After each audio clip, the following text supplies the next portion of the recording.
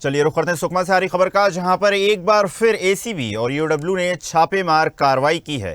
CPI के बड़े नेताओं के घर छापेमार कार्रवाई की गई। करीब 2 दर्जन तेंदुपत्ता प्रबंधक ठिकानों पर छापेमार कार्रवाई की गई है।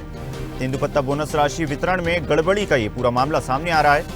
पहले ही सुकमा डीएफओ पर दर्ज हो चुकी है एफआईआर। 6 करोड़ के तेंदुपत्ता घोटाले के मामले में कार्रवाई की गई है। जिले में सुकमा, कोंटा, दोरानपाल के कई ठिकानों पर कार्रवाई जारी है। तेंदुपत्ता प्रबंधन से की जा रही है पूछताछ।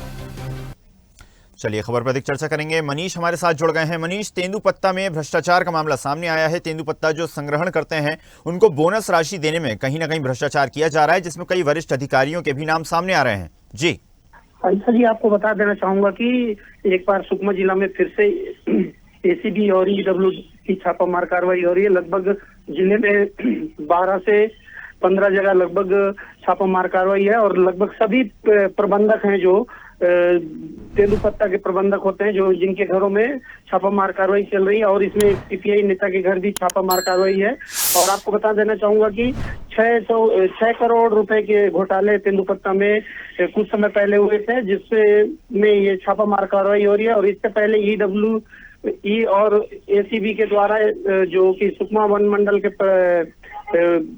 डीएफओ हैं, उनके ऊपर कार्रवाई भी की गई है। और लगातार जिले में लगभग 10 से 12 जगह में छापामार कार्रवाई चालू है। तो बिल्कुल मनीष, माना जा सकता है जो कार्रवाई का सिलसिला है वो लगातार जारी है। हालांकि कुछ वरिष्ठ अधिकारी भी इस पूरे मामले में शामिल नजर आ रहे हैं। उन पर कार्रवाई का क्या कुछ स्तर है और क्या अन्य नाम भी अभी सामने आ सकते हैं?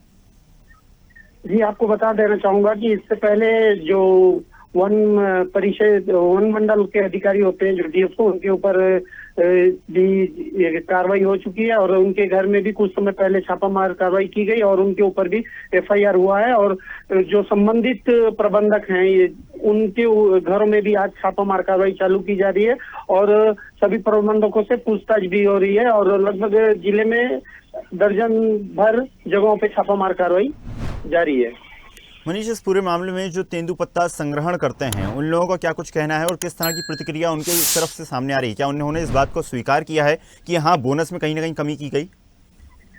अब कुछ समय पहले जो प्रबंध समितियों के जो संग्राहक होते हैं, वो कलेक्टर के पास आकर के मिलकर के उन्होंने एक आवेदन दिया था कि हमारे समितियों में जो बोनस का पैसा होता है, जो कि तेंदुपत्ता टूटने के बाद कुछ समय बाद में उन समितियों को अगर प्रॉफिट होती है तो वो बोनस के तौर पे संग्राहकों को पैसा दिया जाता है। जो कि शिकायत मिली थी कि इन सुकमा वन मंडल में और कई परिक्षेत्रों में प्रबंधकों के द्वारा बोनस का पैसा नहीं दिया गया और बैंक से उस पैसे को आहरण भी कर लिया गया। और उसके बाद 6 महीने हो गए, उसके बाद में भी इनको बोनस का पैसा नहीं दिया गया था, जिसपे कि ईओडब्ल्यू ने और एसीबी ने कुछ समय पहले सुकमा वन मंडल अधिकारी के यहाँ एक छापामार कार्रवाई कर उनके ऊपर भी एफआईआर हुआ।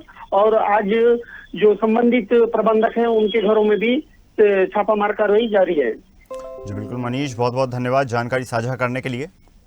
लेटेस्ट खबरों के लिए लाइक, फॉलो और यूट्यूब पर सब्सक्राइब करें, बेल आइकन दबाएं, साथ ही विजिट करें swedishlive.com पर।